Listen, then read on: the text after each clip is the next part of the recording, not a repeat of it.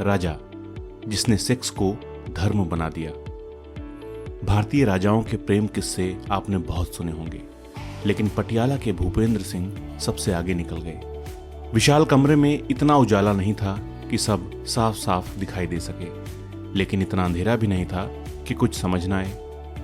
एक मूर्ति के सामने सैकड़ों लोगों की भीड़ नतमस्तक थी, आंखें अधखुली और होठ कुछ बुदबुदाते हुए। देवी की प्रतिमा के सामने खड़ा पुजारी जोर जोर से मंत्र बुदबुदा रहा था। दीपक की लौ टिमटिमाती तो उसके चेहरे पर पड़ रही रोशनी उसे और भी भयानक बना देती। कुछ देर बाद उसने इशारा किया और सभी खड़े हो गए। अब नजारा और भी साफ था। उस भीड़ में मर्द भी थे और औरतें भी, सभी बिना कपड़ों के। हाथों में प्याले आ गए, शराब से लबालब। पुजारी चिल्लाता रहा, और पियो और पियो, तब तक पियो जब तक गिर न जाओ, उठो और फिर पियो। हर किसी ने ऐसे न जाने कितने प्याले हलक के नीचे उतार लिए। कमरे में सुगंधित धुआं भर गया था। दीपक की लौ और भी मध्यम हो चली थी। फिर एक इशारा हुआ पुजारी का और कमरे में मौजूद हर शख्स ने एक साथ ही चुन लिया। इसके बाद शुरू हुआ उपासना का अगला चरण, खुला सेक्स, कोई भी किसी के भी साथ। जब तक आसमान में चांद दिख रहा था तब तक ये सब चलता रहा। फिर सब ने विदा ली, अगली बार यूं ही मिलने के लिए। पटियाला के महाराजा भूपेंद्र सिंह की रंगीन मिजाजी को लेकर कई कहानियां प्रचलित हैं। उसी में से एक है ये रात की कहानी। भारतीय राजाओं के रनिवास के किस्से बेहद मशहूर हैं, लेकिन भूपेंद्र सिंह बाकियों से आगे निकल गए। उन्होंने सेक्स को ही धर्म बना दिया। ऐसा धर्म चलाया जिसका मूल ही था मैथुन और मदिरा।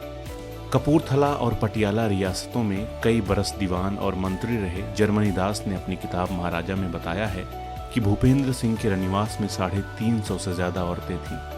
इनके साथ वक्त गुजारने के लिए महाराजा ने एक अलग महल बनवाया था। नाम भी वैसा ही रखा, लीला भवन। भूपेंद्र सिंह अपनी इच्छा के अनुसार किसी रानी या पटरानी को चुनते और उसके साथ निजी पल बिताते। हरम की बाकी औरतों को लंबे समय तक इंतजार करना होता अपनी बारी का, कई बार महीनों, और कुछ का नंबर तो शायद बरसों में एक बार आया हो। इस महल की दीवारों के अंदर जो होता वो बाहर नहीं आ पाता था। लेकिन जब महाराजा की उम्र बढ़ने लगी तो उनके लिए रनिवास को संभालना मुश्किल हो गया। हालांकि कहते हैं कि वो अंग्रेज और फ्रांसीसी डॉक्टरों से तमाम तरह की शक्तिवर्धक दवाएं लेते रहते थे। हकीम और वैद्य देसी नुस्खे भी आजमाते, कभी जवान नर गौरैया का मांस तो कभी कुछ और, पर उम्र को लगाम देने वाली कोई दवा नहीं मिल सकी उन्हें। रनिवास बढ़ रहा था और महाराजा की ताकत घट रही थी। लीला भवन में मौजूद अनगिनत महिलाओं की सेक्स इच्छा पूरी करने के लिए तब महाराजा ने धर्म का रास्ता चुन लिया। एक नई उपासना पद्धति शुरू की उन्होंने, दिखाने के लिए तंत्र विद्या पर आधारित, लेकिन उससे बिल्कुल अलग। रात के अंधेरे में हर हफ्ते 2 बार धर्म सभा होती। इस बहाने महल की महिलाओं को छूट मिल जाती थी अपनी सेक्स जरूरतों को पूरा करने की। बताते हैं कि अपनी शारीरिक कमजोरी को छुपाने के लिए महाराजा ने ये रास्ता अपनाया था। फिर भी डर तो था ही बदनामी का, इसलिए सब कुछ गोपनीय तरीके से होता। महाराजा के कुछ खास सरदार, दरबारी और करीबी ही इस सभा में आते। ऐसे लोगों को इसकी भनक तक नहीं लगने दी गई थी जो बुद्धिमान थे और जिनसे राज खुलने का डर होता। धर्म सभा में शामिल करने से पहले बाकायदा परीक्षा ली जाती, फिर दीक्षा होती। जो खरा उतरता उसे ही आने की अनुमति मिलती। इसमें दीवान जर्मनी दास के मुताबिक बहुत कड़ाई के बाद भी इस पद्धति के अनुयायियों की संख्या 400 तक पहुंच गई थी। हर सभा में करीब 2/3 औरतें होती और 1/3 मर्द। कुंवारी लड़कियों को भी शामिल किया जाता। एक बार जो धर्म सभा में गया उसके लिए सारे रिश्ते बेमानी हो गए। उस अंधेरे कमरे में बस एक ही रिश्ता बचता था, मर्द और औरत का। पुजारी के आदेश पर जब सेक्स क्रिया शुरू होती तो वहां भाई बहन, माँ बाप जैसे संबंध भुला दिए जाते थे।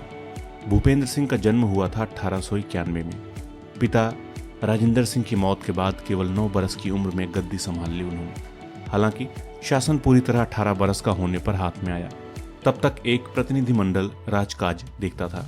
उन्होंने 5 शादियां की और 88 बच्चे हुए। सेक्स को लेकर उनकी चाहत की एक झलक डोमिनिक लापियर और लैरी कॉलिंग्स की लिखी चर्चित किताब फ्रीडम एट मिडनाइट में दिखती है। इसका एक पन्ना बताता है कि पटियाला में साल में एक बार विशाल समारोह होता। इसमें महाराजा नग्न होकर जनता के सामने आते।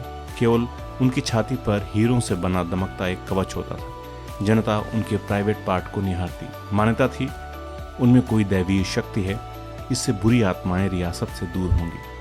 बुरी आत्माओं का तो नहीं पता, लेकिन इन हरकतों ने भूपेंद्र सिंह के दौर में पटियाला राजघराने को सेक्स का केंद्र जरूर बना दिया। महाराजा की हरकतें और लीला भवन में होने वाली पार्टियां मशहूर हो गईं। लीला भवन में एक विशाल स्विमिंग पूल था। कहा जाता है कि महाराजा की बेहद निजी पूल पार्टियां होती रहीं। सुंदर लड़कियां पानी में अटखेलियां करतीं, बर्फ की सिल्ली पर बैठकर शराब और नाश्ता परोसतीं। कई बार महाराजा पूल में अकेले होते और उनके चारों ओर पानी में पैर लटक कर बैठी होती हरम की महिलाएं। बदन के ऊपरी हिस्से पर कोई कपड़ा नहीं। महाराजा का जिससे मन करता उससे छेड़छाड़ करते। लीला भवन की दीवारें बहुत ऊंची थीं और रात गहरी काली। फिर भी पूल पार्टियों की तरह सेक्स आधारित धर्म की पोल भी एक दिन खुली गई। लेकिन इससे बस इतना हुआ कि उम्र से परेशान दूसरे राजाओं को भी एक रास्ता मिल गया।